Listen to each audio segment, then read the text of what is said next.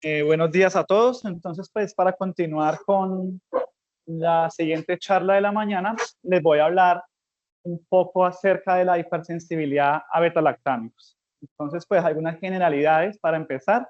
Esto empezó pues con el descubrimiento de la penicilina, más o menos hacia 1928, gracias al estadounidense e investigador Sir Alexander Fleming, que pues anecdóticamente descubrió la penicilina después de volver de vacaciones al encontrar que en los tubos de ensayo donde crecía Staphylococcus aureus no se logró higienizar adecuadamente y empezó a crecer un hongo allí. Y esto, pues, este médico, Sir Alexander Fleming, empezó a notar de que había una inhibición de Staphylococcus aureus en estos cultivos de Petri y pues además también encontró que no solamente inhibía el crecimiento de Staphylococcus, sino también de Streptococcus. Más adelante, pues con mayores investigaciones logró aislar este hongo, identificándolo como el Penicillium notatum. Entonces, en estos primeros años, se usó de forma artesanal, por así decirlo, de manera pues tópica, en donde se evidenciaba pues algunas mejorías en algunas infecciones. Y fue más o menos hacia 1940 en donde se logró estabilizar químicamente la penicilina. Se tiene pues el dato de que se usó por primera vez uso parenteral de penicilina en un policía que tenía una infección diseminada por Staphylococcus aureus con una adecuada respuesta. Desafortunadamente, pues en esa época no se producía a gran escala este antibiótico y desafortunadamente pues el policía murió a consecuencia de esta infección. Entonces, ¿por qué es tan importante o por qué representa un hito el descubrimiento y el uso de la penicilina en este año, en 1940? Porque pues para esa época enfermedades que antes eran mortales, pues como la sepsis, la meningitis, la endocarditis, se podían tratar adecuadamente con el uso de la penicilina. Y tenemos el primer caso de alergia reportada a la penicilina 5 años después de su primer uso. Esto fue reportado también en un soldado después del uso intramuscular de la penicilina benzatina. Entonces, algunas generalidades, pues para entrar en tema con el uso de los betalactámicos, es que definitivamente es la familia de antibióticos con mayor frecuencia en su uso de 1940, estamos hablando de ya casi 80 años, aún sigue siendo muy frecuente su uso como antimicrobiano. Este se caracteriza por un anillo heterocíclico de 4 átomos conformado de 3 carbonos y uno de nitrógeno. Este es el anillo central de todos los betalactámicos y a este anillo pues van a adjuntar otros anillos o otras estructuras que van a diferenciar pues cada antibiótico betalactámico y los va a clasificar en unos grupos. Entonces, ¿por qué es importante este anillo betalactámico? Porque este anillo betalactámico básicamente es el que va a influir es el que explica el mecanismo de acción de estas betalactámicos, porque es el que va a inhibir directamente las proteínas bacterianas, va a inhibir directamente la transpeptidación, que es un proceso muy importante para la síntesis y proliferación de la pared bacteriana. Y también es importante este anillo betalactámico porque precisamente es allí que algunas bacterias han desarrollado mecanismos de resistencia para inhibir el funcionamiento pues, de los betalactámicos. Entonces, como ya lo mencioné, pues es de primera línea en muchas enfermedades infecciosas, tienen un amplio espectro, una potente actividad bactericida y lo más importante es que su tolerancia pues es muy buena en realidad, dependiendo pues de los anillos o de las estructuras que se le adjunten al anillo betalactámico. Tenemos entonces el grupo de las penicilinas sintéticas o penicilinas naturales, el grupo de las cefalosporinas, que se caracteriza porque además del anillo betalactámico tiene un anillo de dihidrotiazona que se caracteriza por una estructura de 6 átomos y además algo característico de las cefalosporinas es que tiene 2 cadenas laterales en la posición 3, en la posición 7, a diferencia de las penicilinas. Y por último tenemos ya unos antibióticos betalactámicos de mayor espectro como son los monobactámicos, que solamente se encuentran constituidos por un solo anillo de betalactámico, y los carbapenémicos. Entonces, ¿por qué es importante esta charla el día de hoy y tener en cuenta pues algunos puntos importantes respecto a la alergia a los betalactámicos? Primero, pues porque mundialmente es muy amplio su uso, tanto a nivel intrahospitalario como también a nivel ambulatorio. En los registros médicos se tiene que hay un reporte alto en respecto a las reacciones alérgicas que se encuentran pues muchos pacientes etiquetados en donde la mayoría de estas etiquetas pues a la alergia a los beta-lactámicos no están verificados acorde a un trabajo diagnóstico confirmado por pruebas alergológicas. En algunos estudios se menciona que casi el 95% de pacientes que se encuentran hospitalizados se encuentran mal rotulados con una alergia a beta-lactámico, y esto pues va a influir o va a impactar en la estancia hospitalaria y en mayor resistencia. Además, pues también ten en cuenta que en muchos de estos registros médicos, estos efectos, hay algunos efectos secundarios como náusea, dolor de cabeza, dolor abdominal, diarrea, que se documentan incorrectamente como una reacción alérgica. Y otro dato importante a tener en cuenta es que los exantemas benignos tardíos, principalmente pues en la población pediátrica, es muy común que se presente, y muchas de sus manifestaciones se puede pues también confundir o se puede confundir pues con una reacción alérgica a un beta-lactámico. Entonces todo esto impacta pues de manera negativa, porque lo que va a ocasionar es que haya un aumento en la prescripción de antibióticos de segunda y de tercera generación. Se van a usar pues antibióticos de amplio espectro, dejando a un lado los beta-lactámicos por una probable reacción alérgica. Esto pues va a dar como consecuencia un aumento en efectos secundarios molestos secundario al uso amplio de antibióticos de amplio espectro. También esto va a contribuir a que aumente una resistencia antimicrobiana. Hay algunos estudios que hablan que aquellos pacientes con etiquetas de alergia a los beta-lactámicos y que se encuentren usando antibióticos de amplio espectro contribuyen a mayor riesgo de infección por estafilococo meticilino resistente, a mayor riesgo de infección por colostridioides resistente a la vancomicina y por enterococo. Cuando se usa, pues, o se prescribe antibióticos de segunda o tercera línea, pues también vamos a ver que va a haber una falla terapéutica. Y por último, pues como consecuencia vamos a encontrar que va a haber un aumento pues en los costos y en el sistema de salud. Va a haber mayor estancia hospitalaria, mayor resistencia antimicrobiana, como yo lo mencioné, y uso de antibióticos más costosos. En cuanto a la epidemiología, pues algunos datos rápidamente respecto pues a la alergia a los beta-lactámicos es que entre los registros médicos aproximadamente se presenta entre un 5 a un 15% de reacciones adversas a los beta-lactámicos, cuando en realidad hay algunos estudios que comparan estos datos y se encuentra que las verdaderas reacciones, por ejemplo, a la penicilina, son más bajos los porcentajes, representados entre un 0.5 hasta un 5% de todas las administraciones a la penicilina. Otro dato también a tener en cuenta es que realmente la incidencia de anafilaxia y de reacciones graves asociadas a aumento de mortalidad con el uso de los beta-lactámicos en pacientes que presentan reacción alérgica es muy baja. Por ejemplo, se tiene que la anafilaxia se puede presentar en el 0.001% para exposiciones parenterales, y para exposiciones orales aún mucho menor, 0.005%.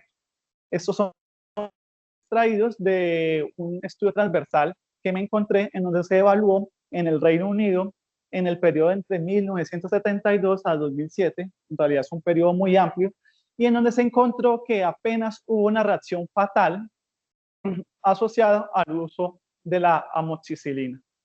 Y eso en cuanto a la penicilina. Y en cuanto a las cefalosporinas, de pronto su porcentaje en reacciones adversas descritas pues no es tan amplio como con el de las penicilinas, que tiene entre 1 o 2%, y las erupciones cutáneas pues son las que principalmente se asocian con el uso de cefalosporinas. Entonces pues acá les traigo una revisión sistemática que se realizó hace poco, en el año 2023 fue publicado, y básicamente pues acá lo que les traigo es que este estudio intentó como encontrar esa relación entre los antibióticos, cuáles eran los antibióticos más frecuentemente relacionados con las reacciones adversas cutáneas graves.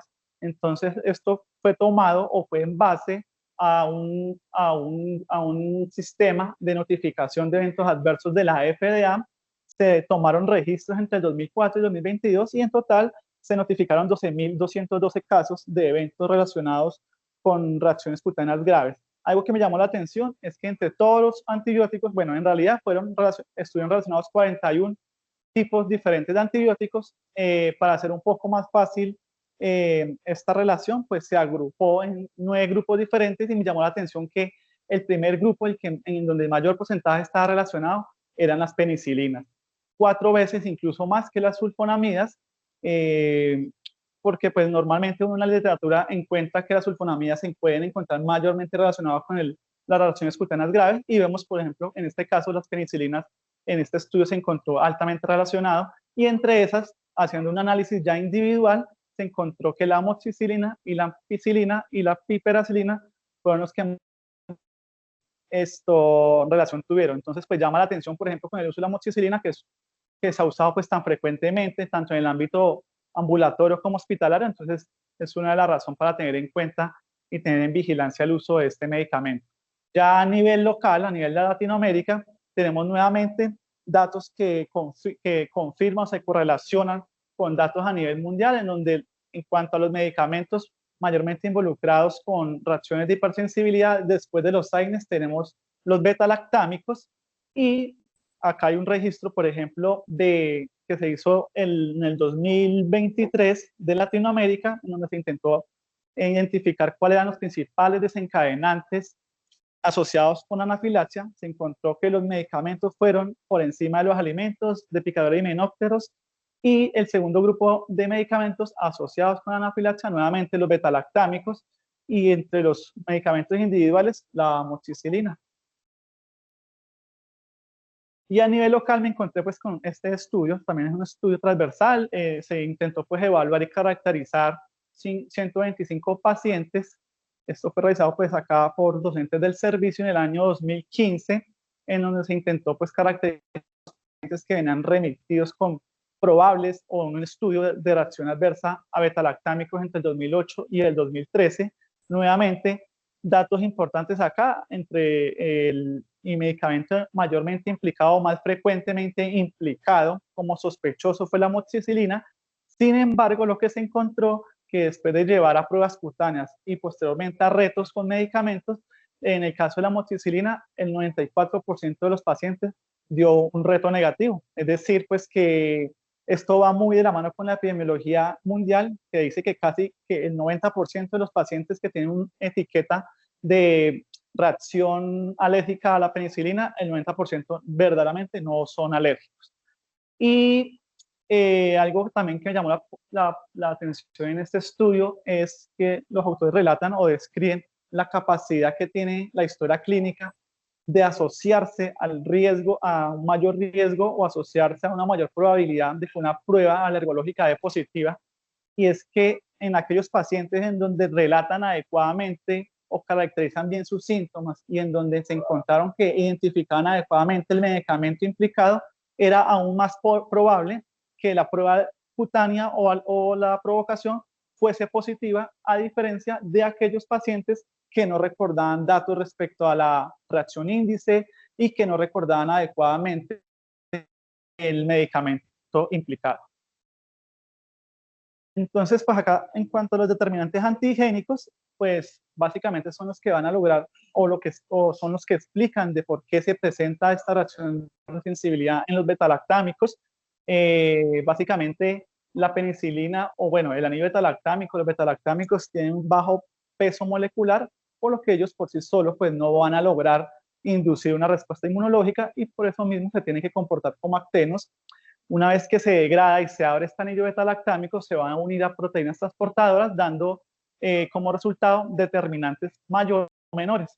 Mayores porque tenemos el peniciloil, en donde es responsable del 60-85% de las reacciones, y determinantes menores, el 10 al 20% son responsables de las reacciones, y cuando se encuentra implicado el determinante menor, es correlacionado directamente con una reacción de anafilaxia. Acá en Colombia, pues no tenemos determinantes mayores ni menores, hacemos las pruebas con el extracto, pues con la penicilina completa. Y en el caso de cefalosporinas es aún un poco más difícil. Esta cefalosporina, su estructura es más inestable, en su momento de degradación se degrada en múltiples fragmentaciones, se degrada rápidamente, por lo que sus determinantes son desconocidos. Sin embargo, pues de acuerdo a estudios observacionales, ha encontrado que puede estar involucrado en esta reacción la cadena lateral R1 más que su cadena lateral R2, ya que la cadena lateral R2 también sufre una rápida degradación. Mecanismos de hipersensibilidad, los que ya conocemos, tipo 1, en donde pues después de que la penicilina se comporta como un acteno, se transforma en un neoantígeno, va a inducir respuesta a través de la célula presentadora de antígeno, va a inducir respuesta sobre la célula T, y esta pues va a inducir un cambio de isotipo en el linfocito, que esta pues a su vez produzca inmunoglobulina E, y se produce una respuesta en una posterior encuentro con el medicamento. Y la segunda, más importante también, al igual que la tipo 1, la tipo 4, está explicada pues por la interacción médica, el modelo de interacción medicamentosa, interacción farmacológica, perdón, en donde se induce respuesta por una unión no covalente directamente, ya sea al TCR o al complejo mayor de histocompatibilidad, o la otra teoría es respecto al acteno por acteno. Como ya lo mencioné, la penicilina se comporta como un acteno, es capaz de procesarse por medio de la célula presentadora de antígeno y de esta forma pues inducir la respuesta del linfocito T. Entonces algo muy importante también a tener en cuenta, pues como ya lo mencioné, hay 4 grupos de beta-lactam, hay 4 tipos de antibióticos beta-lactámicos, 4 grupos, y a tener en cuenta pues su reactividad cruzada. Entonces esta reactividad cruzada es explicada muchas veces ya sea por el anillo beta-lactámico, por sus cadenas laterales, o incluso también se ha descrito que puede ser asociado al anillo de la tiazolidina en el caso de las penicilinas, o de la dihidrotiazona en el caso de las cefalosporinas. Sin embargo, pues una reacción cruzada al anillo beta-lactámico definitivamente es muy raro, es poco frecuente.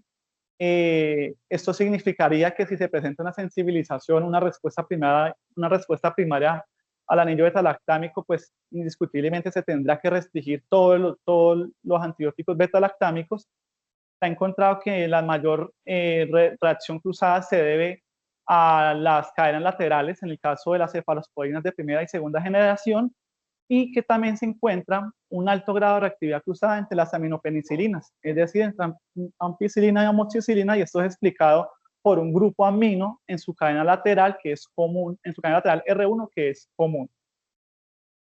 Entonces, pues esto nos apoyó, esto que les mencioné, pues no se ha comprobado in vitro, no hay biomarcadores para determinar adecuadamente esta reactividad cruzada, pero estos datos son extraídos de bastantes estudios observacionales que la verdad por ahí revisé y que hay varios de estos. Por eso es que entonces traigo esta revisión sistemática y este meta-análisis en donde se intentó pues establecer cuál era esa reactividad cruzada que había en pacientes alérgicos a las penicilinas con cefalosporinas y con carbapenémicos. Entonces, lo importante de este estudio es que se hizo esta evaluación no solamente por una alergia mediada o una alergia mediada por IgE o reacción inmediata, sino que también se tuvo en cuenta aquellas reacciones tardías mediadas por las células T. Otra fortaleza de este estudio que se hizo es que esa alergia a la penicilina fue confirmada por un resultado positivo en una prueba cutánea o una provocación, al igual que la reactividad cruzada también se evaluó por medio de una provocación. En total se encontraron 21 estudios observacionales en cefalosporinas, 11 estudios en carbapenémicos, y lo que hicieron los autores fue construir esta tabla de similaridad de acuerdo pues, a la estructura físico-química de las cefalosporinas y de la estructura físico-química de las penicilinas.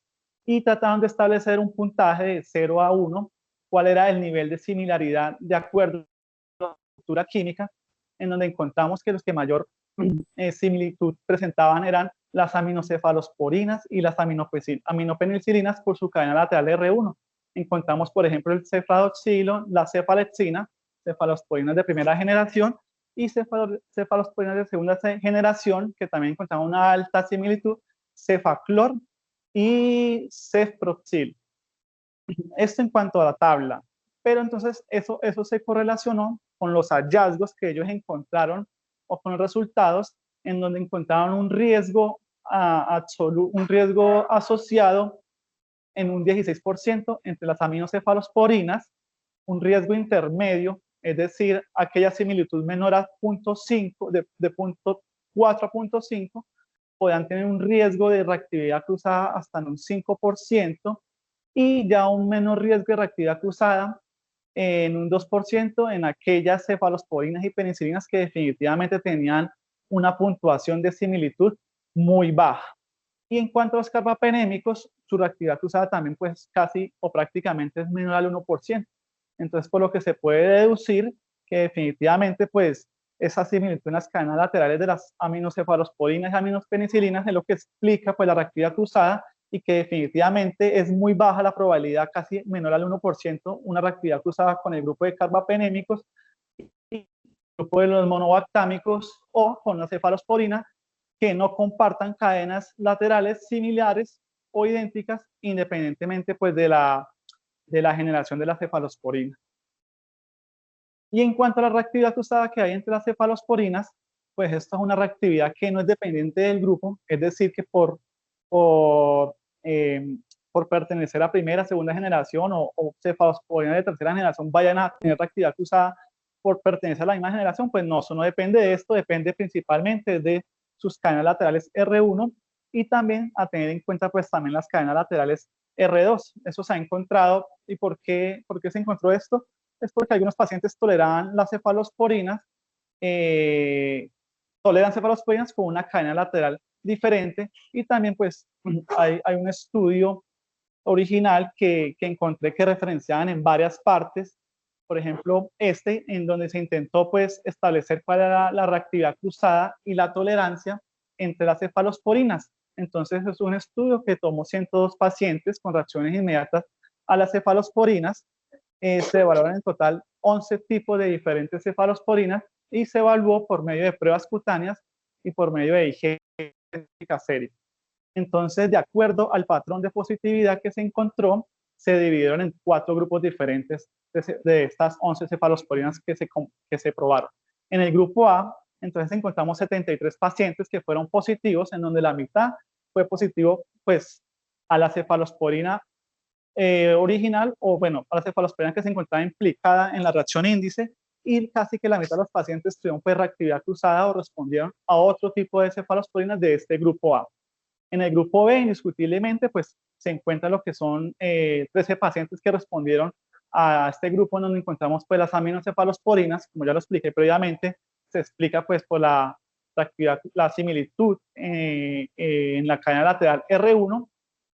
Y en el grupo C se pusieron acá pacientes que no respondieron ni a cefalosporinas del grupo A ni a cefalosporinas del grupo B, encontrándonos acá la cefasolina. 5 personas respondieron solamente a la cefasolina y hubo 2 pacientes con reactividad cruzada entre cefomandol y cefoperazona. Entonces, llegaban a la conclusión de que esto lo explicaba por la similitud o por un grupo químico que se encontraba en común en la cadena lateral R2 y en el grupo A es un grupo químico de metoximino que se encuentra en la cadena lateral R1. ¿Y qué fue lo que hicieron después entonces estos investigadores, después de separar en estos diferentes grupos de acuerdo al patrón de positividad? Es que provocaron a todos los pacientes. En total hicieron 323 provocaciones. Obviamente, por ejemplo, en el grupo B los provocaron con cefalosporinas que no pertenecían a este grupo y lo mismo hicieron en el grupo A, encontrándose que todos los pacientes pues toleraron esta provocación. Entonces ya en cuanto al diagnóstico, es un poco difícil en realidad. Tenemos las pruebas cutáneas que se pueden usar pues ya sea en reacciones inmediatas o en reacciones no inmediatas para tener en cuenta si la vamos a usar en las reacciones inmediatas, realizarlas de 3 a 6 semanas después de la reacción índice. Se ha visto en algunos estudios que esa reactividad puede disminuir con el tiempo y la limitación que de pronto se puede encontrar en estas pruebas cutáneas, hablando de las reacciones inmediatas, es su rendimiento. Se ha encontrado una sensibilidad alrededor del 30% y una especificidad más o menos del 96%. Lo que quiere decir con esto es que vamos probablemente a encontrar una alta tasa de falsos negativos en estas pruebas y nos puede llegar a resultar útil solo si es positivo. Algo que de fortaleza al momento de estas pruebas cutáneas es que en algunos estudios mencionan que son muy seguras, dado que reacciones sistémicas o reacciones graves que se pueden desencadenar hasta un 2% de los pacientes. Y ya en las pruebas cutáneas que evalúan reacciones no inmediatas, ahí sí el rendimiento es un poco más limitado.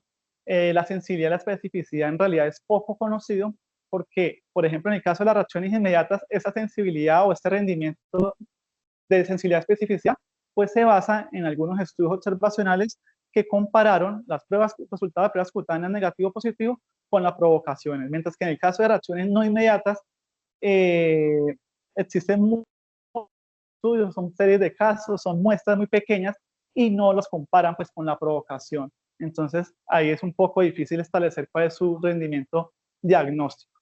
Entonces, por ejemplo, acá les traigo esta revisión sistemática que pretendía evaluar pues cuál era la precisión de esas pruebas cutáneas. Lo que le encontré de fortaleza a ese estudio es que se evaluó o se tuvo en cuenta todos estos estudios que compararan pruebas cutáneas positivas y o negativas con la provocación. Entonces lo que se realizó fue un análisis bivariado de efectos aleatorios, perdón, un metaanálisis bivariado. Esto es un análisis estadístico que en realidad lo que busca es sintetizar estos determinantes en cada estudio, es decir, sintetizar o resumir las sensibilidades y las especificidades de cada estudio para poder también hacer una correlación con algunas otras variables, y también usaron o construyeron una gráfica ROC, que es un área bajo la curva. Entonces, esta gráfica ROC lo que representa, o básicamente, sí, lo que representa es esa relación entre la sensibilidad y la tasa de falsos positivos, es decir, entre la razón de verdaderos positivos y la tasa de falsos positivos. Entonces, esta curva ROC va en una puntuación de 0 a 1, en donde lo que se busca es evaluar qué tan preciso o qué tan buen rendimiento tiene una prueba diagnóstica. Ellos tomaron un coeficiente de correlación como adecuado si el área bajo la curva daba mayor a 0.6. Estoy buscando sobre ese coeficiente de correlación en donde se puede decir que una prueba es aceptable o adecuada, y encontré que pruebas entre 0.5 o menor a 0.5 definitivamente pues no tienen ninguna significancia, básicamente es un caricello, y pruebas mayores a 0.75 del área bajo la curva en estas curvas ROC se puede decir que tienen un buen rendimiento. Entonces, ¿qué es lo que ellos encontraron acá? Algo que se correlaciona, que se han encontrado, que se han descrito en otros estudios observacionales, es que estas pruebas cutáneas en las reacciones inmediatas tienen una buena especificidad, 97%, 97%, y una sensibilidad, una buena especificidad, 96%, y una sensibilidad pues limitada, 30%. Sobre la base de estos valores que obtuvieron de sensibilidad, especificidad, y de acuerdo pues a los datos epidemiológicos de las prevalencias de la alergia a la penicilina, pues también se logró como proyectar o dar un dato respecto al valor predictivo negativo y valor predictivo positivo de cutáneas, encontrándose con un valor predictivo negativo alto y un valor predictivo positivo, pues la verdad, menor. Entonces, pues, tener en cuenta uno de esto al momento de realizar estas pruebas, porque a pesar de que tiene una alta sensibilidad, como ya lo dije, pues esto quiere decir de que existe la posibilidad de que haya una alta tasa de falsos negativos, y esto pues indiscutiblemente lo va a llevar a que haya que hacer un reto oral.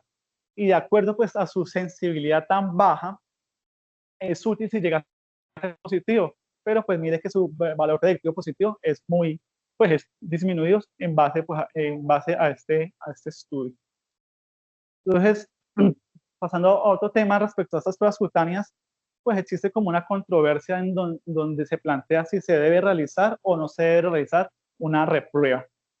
¿Por qué esa controversia? Porque se ha encontrado en algunos estudios, o se ha mencionado que hay pacientes que pueden llegar a perder esa sensibilización esa sensibilización hacia el beta-lactámico, encontrándose una prueba negativa en un 30% al año, o incluso a los 5 años se puede encontrar un 60% en una prueba negativa. También se ha encontrado que puede existir una tasa de conversión entre un 16 hasta un 28%, dicen algunos artículos. Entonces, ¿qué es lo que significa esa tasa de conversión? Significa que son pacientes con una alta sospecha de reacciones alérgicas a beta-lactámicos, pero a los que se les realizan pruebas cutáneas dan negativa, se llevan a retos, dan negativos y 5 semanas alrededor presentan una reexposición o una reprueba y presentan una cero conversión encontrándose pues una positividad en estas pruebas. Entonces, ¿qué es lo que dicen los estudios? ¿Dónde se encuentra una mayor probabilidad de resensibilización? Se encuentra en aquellos pacientes a los que se encuentran expuestos a altas dosis parenterales de pero también se ha encontrado que en aquellas exposiciones a dosis no terapéuticas existe un riesgo de resensibilización en aquellos pacientes pues, que previamente han mostrado pruebas negativas e incluso provocación negativa. ¿Y esto va en contra de qué? Va en contra en que pues también hay algunos estudios que han encontrado un bajo riesgo de resensibilización después de realizar prueba cutánea junto con provocación oral y se ha encontrado que este riesgo también disminuye considerablemente pues en aquellos cursos repetidos de antibióticos vía oral. Entonces, frente a esto, pues, ¿qué es lo que nos recomienda la EASI? Nos recomienda que se debe tener en cuenta esta reprueba a las 2 o 4 semanas si la reacción inmediata fue grave, más de 6 meses antes, con pruebas cutáneas e incluso con provocación negativa. Entonces, esta recomendación que la EASI hace, pues, ¿en qué se basa? Entonces, pues, en realidad en varios estudios, pero encontré este que me llamó la atención, que intentaba pues estudiar o intentó estudiar la tasa de resensibilización en pacientes que presentaban una sospecha de alergia a medicamentos. Entonces lo que se realizó fue que aquellos pacientes con sospecha de reacción a la penicilina entre los 18 a los 80 años se le hicieron pruebas negativas, se hicieron pruebas cutáneas, las cuales fueron negativas, se le hicieron provocación, fueron negativas, y más o menos entre las 2 a las 8 semanas después de estas pruebas, se les volvió a realizar la prueba, y lo que se encontró es que en total se evaluaron 545 pacientes y se encontró una tasa de resensibilización hasta en un 14%. Entonces, tal vez no es tan alta esa tasa de resensibilización en comparación con otros estudios. Se encontró que la resensibilización estaba asociada o tenía más riesgo de presentarse en aquellas personas que manifestaban o que tenían que manifestaban anafilaxia, y en cambio en aquellas reacciones de bajo riesgo inmediatas como urticaria o reacciones tipo exantema maculopapular o que mencionaban síntomas inespecíficos, fueron menos frecuentes las resensibilizaciones. Se encontró entonces que la tasa de resensibilización, pues efectivamente, sí, la tasa es baja de por sí, pero si se presenta, es más probable que se presente en reacciones inmediatas graves tipo anafilaxia en comparación con las reacciones inmediatas leves, y lo que también se encontró es que se relaciona más en pacientes mayores versus que en la edad pediátrica. Entonces, ¿se debe o no se debe realizar prueba? Entonces, pues también tener, aparte de tener en cuenta pues estos datos estadísticos, estos datos en bruto, también tener en cuenta pues otras consideraciones. Primero que esto es sensibilización. En realidad pues se desconoce el verdadero porcentaje de pacientes que son clínicamente relevantes o que son alérgicos. En los estudios simplemente evaluan la sensibilización, más no llevan o pues no encontré que llevaran a esos pacientes a un reto después de la resensibilización para poder verificar ese porcentaje de pacientes alérgicos.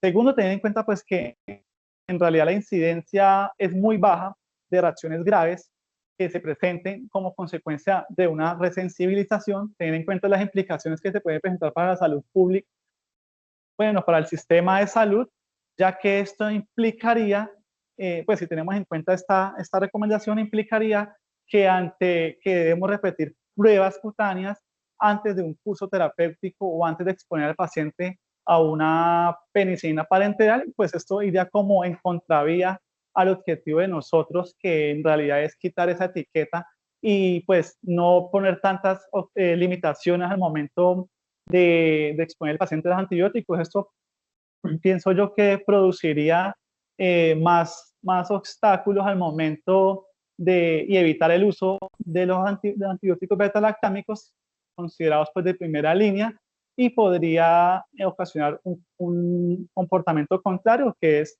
pues el uso de segunda, tercera línea o de otros antibióticos de amplio espectro. Tener en cuenta también que pues en realidad, como lo mencioné en la parte de la epidemiología, casi que el 90 o mayor al 90% de pacientes que se catalogan como alergia a la penicilina realmente no lo son, y que los estudios en pacientes reexpuestos después de dar negativo en las pruebas, pues han sido tranquilizadores, menos reacciones, pues no se han encontrado que reacciones, pues con una mayor incidencia de reacciones en pacientes que presentan esta resensibilización. Y pues tener en cuenta este antecedente, individualizar, pensará yo, al paciente respecto si hacer o no hacer reprueba, y prestar mayor atención pues en aquellos que que tengan una alta sospecha de reacción anafiláctica y que se vayan a exponer a una terapia intravenosa con penicilina, que pues ahora en día también es poco común que se use la penicilina pues como tratamiento parenteral, dado en casos muy específicos en realidad. Entonces también otro herramienta diagnóstica a tener en cuenta es la prueba de parche. Entonces plantea acá algunas de sus limitaciones que hay que tener en cuenta antes de considerar pues, la prueba de parche en el estudio de la alergia a los betalactámicos. Primero es que hay varios estudios que resaltan que existe una gran variabilidad en el porcentaje de positividad, y eso va de acuerdo a los medicamentos. No todos se comportan de la misma manera en la prueba de parche. Esto puede ser explicado también por una pobre absorción dérmica, tal vez la concentración no es la adecuada, la dosis. Se ha visto que también el metabolito puede estar implicado y no per se pues el medicamento completo, que es lo que se prueba en la prueba de parche. Al igual que en las pruebas cutaneas tardías, el rendimiento diagnóstico es poco establecido, lo mismo que sucede con las pruebas tardías, las pruebas cutaneas tardías. En la prueba de parche, pues no encontré estudios, la verdad, que compararan los resultados positivos o negativos con una provocación positiva o provocación negativa en estos pacientes. Entonces, pues no encontré como un dato y no me atreví a colocar un dato exacto en respecto a su sensibilidad o especificidad. Otro dato a tener en cuenta también es que la positividad de la prueba de parche también va muy de la mano con el tipo de reacción adversa cutánea que se presente. No en todas las reacciones adversas el porcentaje de positividad va a ser igual. Y también pues tener en cuenta los factores potenciadores transitorios. No es lo mismo en un paciente que se encuentre en un estado clínico, no sé, una infección viral, que tenga mayor probabilidad, porque de hecho pues se ha descrito eso, que puede existir una probabilidad de que haga una reacción adversa a un antibiótico o medicamento, que realizar una prueba de parche en un estado clínico ya pues que no esté bajo estas condiciones.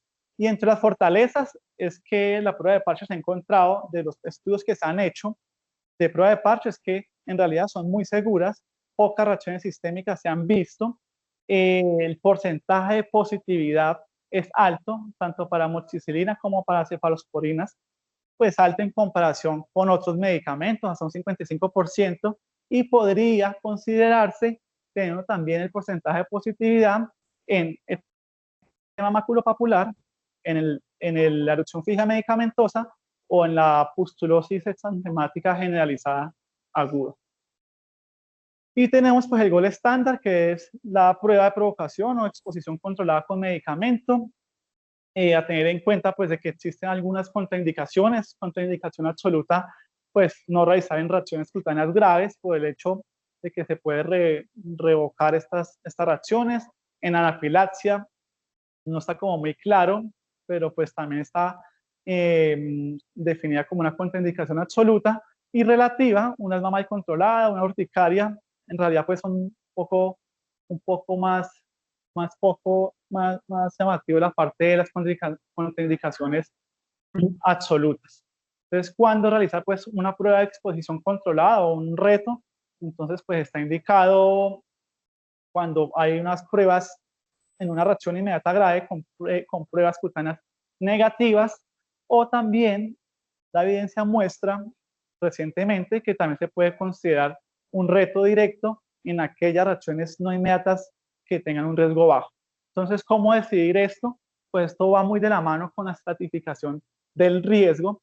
Acá les muestro entonces esta propuesta que se hizo en el 2023 en el último position paper de la EASI y la ENDA, en donde pues nos hacen la propuesta una modificación de la clasificación del riesgo de la EASI que había hecho en el 2019. Estuve buscando y la verdad no me quedó claro o no explican muy bien por qué agregaron estos dos nuevos grupos de riesgo intermedio, riesgo bajo intermedio, cuando en el 2019 pues era como un poco más simple o sencillo, simplemente existían riesgo bajo, riesgo alto y ya ahí uno tomaba la conducta.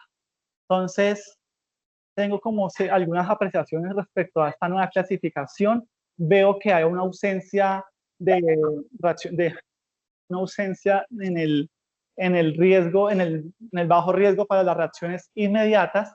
Por ejemplo, algunos síntomas o algunas reacciones que antes se clasificaban como bajo riesgo, como lo es el prurito generalizado, lo clasifican ahora en un riesgo intermedio, al igual que la urticada tardía, que antes también la clasificaban como riesgo bajo, acá un riesgo intermedio, pero en realidad no encontré como un argumento sólido que explicara de por qué este cambio. No sé si de pronto es que haya más riesgo, pues que representar un mayor porcentaje de pacientes que fueran positivos en la prueba de provocación, la verdad no me queda claro eso.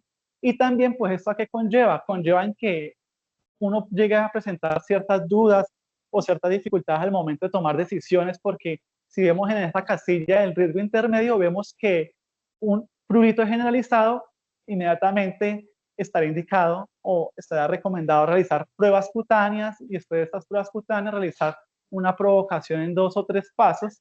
Entonces, pienso yo que esto como que dificulta un poquito el abordaje diagnóstico de estas reacciones alérgicas a los betalactámicos y pensaría, ¿por qué no? Ah, bueno, también está lo del riesgo bajo intermedio, que tampoco me queda claro, esta reacción desconocida que la clasifica en riesgo bajo intermedio cuando en la clasificación anterior se pudiera clasificar como riesgo bajo. Y esto teniendo en cuenta que, como ya lo mencioné, en el estudio epidemiológico que se realizó acá, esa capacidad que tiene esa historia clínica de lograr, de asociarse con una mayor asociación con una prueba positiva cuando existe una historia clara, cuando se identifica adecuadamente el medicamento. Entonces, un riesgo intermedio por una reacción desconocida que tal vez haya ocurrido hace más de 10 años y que en este caso está indicado a realizar pruebas cutáneas seguido después de provocación si son negativas, no sé, no me queda como muy claro, me parece más sencillo, más directo y más costoso. Incluso esta casilla, pues encasillarla en el riesgo bajo y tal vez también unirnos a esa tendencia, pienso yo, que es lo de la provocación directa en aquellos pacientes que se tenga adecuadamente pues, identificado el riesgo. Entonces, en cuanto a la provocación directa, pues está ya muy bien descrito, está recomendado incluso pues en este último position paper de realizarlo en aquellos pacientes que tengan una reacción no grave de una reacción tardía que sea de bajo riesgo. Principalmente o inicialmente esta recomendación puede hacer a la población pediátrica. ¿Por qué? Porque pues encontraba que la gran mayoría de veces estas reacciones eran secundarias, estas erupciones eran secundarias a procesos virales que se pueden llegar a confundir con verdaderas reacciones alérgicas. También se ha encontrado o se describe que, por ejemplo, el uso de las aminopenicilinas en una infección, por ejemplo, como en el virus del Epstein-Barr, se asocia hasta con un 30 o hasta un 100% de probabilidad de que haya una reacción cutánea. Y se encontró que definitivamente, pues, estas reacciones casi que el 90% son leves en esta población. Y también esta última tendencia va también hacia los adultos, sin embargo también no está como muy clara esta recomendación de realizar provocación directa en adultos que presenten una reacción tardía de bajo riesgo. Sin embargo, pues hay estudios similares en donde también se han encontrado los mismos porcentajes de seguridad y de positividad, al igual que en la población pediátrica. Tal vez a tener en cuenta en la población adulta, porque pues, son menos propensos a presentar erupciones virales, hay una mayor tendencia definitivamente de experimentar anafilaxia en comparación pues, con la población pediátrica, y la recomendación es quizás hacer una provocación directa en este bajo riesgo en reacciones no inmediatas, una ocurrencia mayor a 5 años. Entonces, pues acá traje un estudio que me encontré en lo que pues, el objetivo era comparar mirar en quiénes se beneficiaban de realizar una provocación directa y comparar si realizar prueba cutánea seguido de provocación versus realizar provocación directa sin pruebas cutáneas era más costo efectivo o qué era lo que se encontraba. Se tomaron 3 rangos de población que también me pareció interesante, no solamente en la población pediátrica, sino que también en población adulta. Entonces se tomaron menores de 5 años, entre 5 a 17 años y mayores a 18 años. Cabe decir que toda esa población, pues definitivamente fue clasificada de acuerdo a las historias clínicas como bajo riesgo, de acuerdo a sus características clínicas.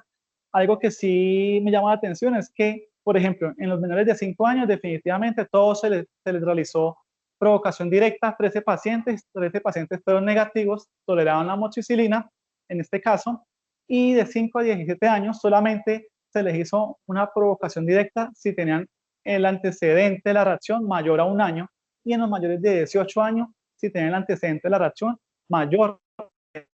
Entonces, ¿qué fue lo que se hizo? Eso fue un ensayo aleatorizado, que lo que se hizo fue coger a esta población de 5 a 17 años y mayores de 18 años y ponerlos en 2 grupos diferentes. Uno a los que se les fuera a realizar prueba cutánea seguida de provocación si la prueba cutánea era negativa, y otro grupo a los que se les realizó una provocación directa sin prueba cutánea. Y lo que se encontró es que definitivamente, pues, a los que se les realizaron prueba cutánea seguido de provocación, en un total se encontró un 70, de 70 pacientes, sí, 70 de 80 pacientes fue negativo y toleraban la amoxicilina, y a los que se les hizo un reto directo sin prueba cutánea previa fueron negativos 76 de 79 pacientes, un 96%. Si vemos en cuestión de porcentaje, pues evidentemente se beneficiaría o es más costo efectivo realizar una prueba cutánea cuando se identifica una provocación directa cuando se identifica adecuadamente el riesgo.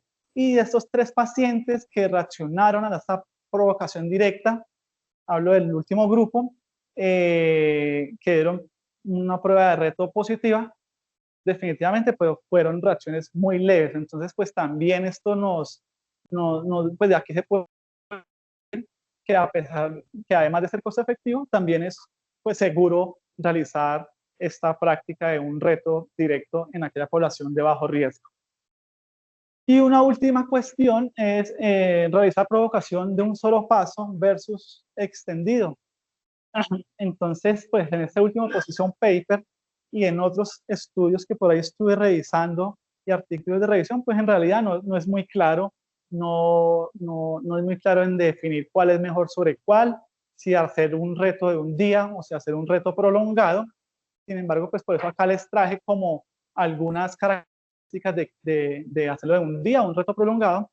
Entonces, si hacemos un reto de un día, entonces lo que se ha visto es que tanto en el reto prolongado como en el reto de un día, la reacción va a aparecer más o menos en un intervalo de 48 horas. Teniendo en cuenta en el reto prolongado si se respeta o se considera ese periodo de lavado que hay, que es más o menos entre 16 a 18 horas. Algunos estudios mencionan que tanto el reto prolongado como el de un solo paso, el valor predictivo negativo es similar entre el 93 al 95%, tienen una buena sensibilidad los dos. El desetiquetado, la ventaja del reto de un solo paso es que el desetiquetado es más rápido, es más directo, es más sencillo, más simple hacerlo. Lo que se han encontrado en otros estudios es respecto al reto prolongado, una ventaja es que después de que se realiza reto prolongado, se ha encontrado, y da negativo, se ha encontrado un mayor uso del antibiótico implicado posterior a ese reto, dándole como una mayor tranquilidad y confianza tanto al médico como al paciente. Y a tener en cuenta, si nos decidimos por realizar un reto prolongado, ese periodo de lavado. Entonces, pues, ya cada quien podrá elegir por cuál inclinarse. Yo me inclinaría definitivamente por un reto teniendo en cuenta los costos, teniendo en cuenta que tiene el mismo rendimiento frente al reto extendido y que pues hay un desetiquetado más rápido y más simple y directo. Entonces ya para finalizar, pues en cuanto al manejo, después de hacer esta revisión, me basé también en algunos algoritmos. No sé, podríamos después discutir si no están de acuerdo con ese algoritmo que construí.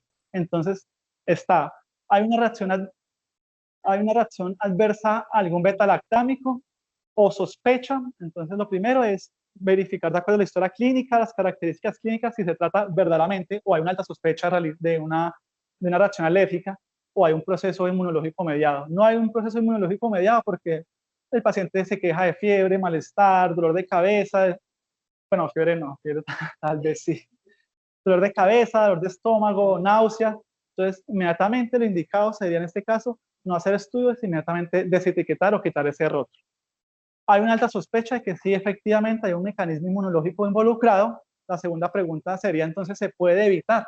Sí se puede evitar. ¿Por qué? Porque existe alternativa, porque tolera otros beta-lactámicos, porque hay una poca probabilidad de uso de ese beta-lactámico implicado. Hablo, por ejemplo, en el caso de carbapenémicos, hablo en el caso de monobactámicos o de cefalosporinas de tercera o cuarta generación que no tengan una amplia reactividad cruzada con otras cefalosporinas.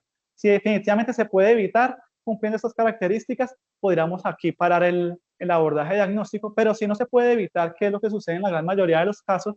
Porque principalmente se comentan antibióticos beta-lactámicos implicados que son de uso frecuente, entonces sería clasificar el riesgo y el tipo de reacción. Ya esto es basado en el algoritmo de clasificación del riesgo de la EASI, es bajo riesgo y reacción, un bajo riesgo de una reacción inmediata, se podría entonces considerar pues una provocación directa. Perdón, otra vez, bajo riesgo, ahí está mal. Un riesgo bajo de una reacción inmediata, tipo una urticaria tardía, una urticaria que no tenga otros síntomas asociados, que no sugieran una anafilaxia, en un contexto también pues infeccioso, o una reacción no inmediata de bajo riesgo, inmediatamente pues realizar una provocación directa. Hay un riesgo alto, o se clasifica la reacción como un riesgo alto en una reacción inmediata, anafilaxia principalmente, pues sí se podrá considerar el uso de las pruebas cutáneas, teniendo en cuenta pues de que este rendimiento un poco mejor frente a las reacciones tardías, y si la prueba cutánea pues da negativa, indiscutiblemente se va a reto, o si el reto es positivo o la prueba cutánea es positiva, pues se etiquetaría como una reacción alérgica al beta-lactámico implicado, y ahí estará indicado pues también, aparte de la etiqueta, buscar alternativas y también establecer cuáles son esos potenciales beta-lactámicos que presentan una reacción cruzada. Y hay un alto riesgo, vámonos entonces hacia el lado de las reacciones no inmediatas, hay un alto riesgo, principalmente dado por estas reacciones adversas cutáneas, pues mi propuesta definitivamente si se puede, pues si se puede evitar el medicamento definitivamente, etiquetarlo, mirarlo de la reactividad cruzada o tener en cuenta, porque muchas veces tampoco es tan claro cuando se presentan estas reacciones cutáneas graves, el medicamento implicado, teniendo en cuenta las limitaciones, teniendo en cuenta el contexto del paciente, riesgo-beneficio, contemplar la prueba de parche, teniendo en cuenta pues la limitación del rendimiento diagnóstico. Entonces, en cuanto a conclusiones, pues, como lo mencioné en el inicio de mi charla, el 95% de los pacientes con alergia a penicilinas definitivamente están mal rotulados. Y dada pues las consecuencias que conlleva a una mala etiqueta de un diagnóstico de reacción o un antecedente de una reacción alérgica a la penicilina, pues es importante tomar un papel proactivo en el desetiquetado pues, de estos pacientes. En realidad la incidencia y la prevalencia de los alérgenos beta-lactámicos, como lo mostré, pues es baja. Entonces, y es baja también estas reacciones asociadas graves. Entonces, pues también la importancia de quitar ese rótulo más que pues confirmarlo en esos pacientes. Tener en cuenta pues el riesgo de reactividad cruzada que existe ya demostrado entre aminopenicilinas y las aminocefalosporinas pues con base en sus cadenas laterales.